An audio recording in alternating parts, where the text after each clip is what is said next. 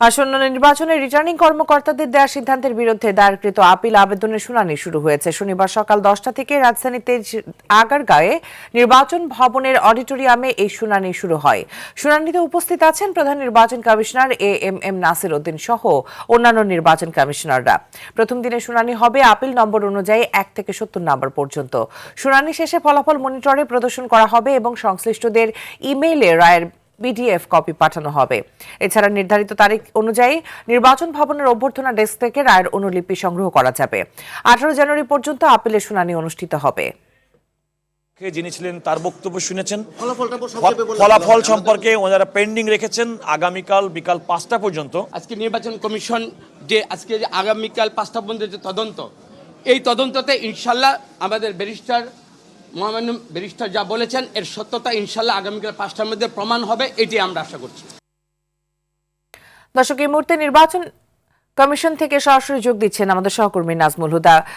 Nazmul, appeal শুনানিতে এ পর্যন্ত কেউ প্রার্থিতা ফিরে পেয়েছেন কিনা জানাবেন। মিতু, আপিল শুনানিতে বেশ কয়েকজনই প্রার্থিতা ফিরে পেয়েছেন। কিছুক্ষণ আগে আমাদের সঙ্গে কথা হয়েছিল কক্সবাজার 2 আসনের জামায়াত মনোনীত প্রার্থী হামিদুর রহমান আজাদের আইনজীবীর সঙ্গে। তিনি জানিয়েছেন যে তাদের প্রার্থিতা বৈধ হয়েছে। এছাড়া আরও বেশ কয়েকজন প্রার্থিতা বৈধ হয়েছে। তবে বিএনপি মনোনীত মুন্সিগঞ্জের এক প্রার্থিতা ঋণ খেলাপি ইস্যুতে এখনও সুরাহা হয়নি, সেটি কালকে বিকেল 5টায় সুরাহা হবে। আপনাকে জানিয়ে রাখতে চাই যে 11ই ডিসেম্বর যেই নির্বাচনী ট্রেন ছেড়েছে, সেই ট্রেন ইতিমধ্যে অনেক দূর পর্যন্ত অনেকগুলো প্ল্যাটফর্ম পেরিয়ে আজকে পর্যন্ত এসেছে এবং আজকে কিন্তু আপিল শুনানি শুরু হয়েছে এবং এই আপিল শুনানি চলবে আগামী 18ই জানুয়ারি পর্যন্ত।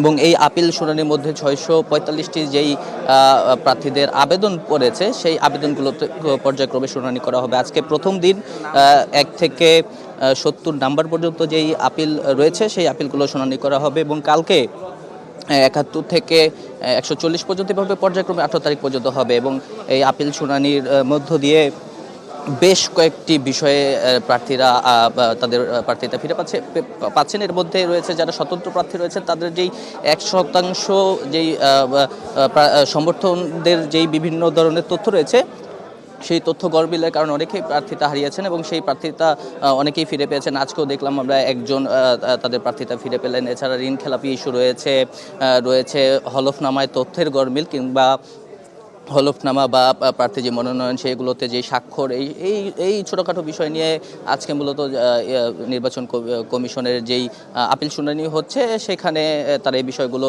ব্যাখ্যা বিশ্লেষণ করছেন এবং সেই ব্যাখ্যা বিশ্লেষণের পরেই মূলত প্রার্থীরা তাদের বৈধতা ফিরে পাচ্ছেন। এবং 18 তারিখ আপিল শুনানি শেষ হওয়ার পরেই 20 তারিখ পর্যন্ত প্রার্থীরা তাদের যেই প্রার্থিতা এটি প্রত্যাহার করতে পারবেন এবং 21 তারিখ প্রতীক বরাদ্দ এবং চূড়ান্ত যে প্রার্থী তালিকা সেটি প্রকাশ করা হবে। তো ইতিমধ্যে অনেকটা দূর চলে গেছে নির্বাচনী ট্রেন। গতকালকেই আপিলের আবেদন শেষ হয়েছে। 723টি আবেদন অবৈধ ঘোষণা করেছিল রিটার্নিং কর্মকর্তারা এবং তার মধ্যে 645টির আপিলের আবেদন পড়েছে এবং এর মধ্য থেকেই কতজন প্রার্থী যে তাদের প্রার্থিতা ফিরে পায় এবং কতজনেরটা অবৈধই থেকে যায়, সেটি জানা যাবে একদম 18 জানুয়ারি পর্যন্ত। মিতুই ছিল সর্বশেষ। জি, অসংখ্য ধন্যবাদ আপনাকে।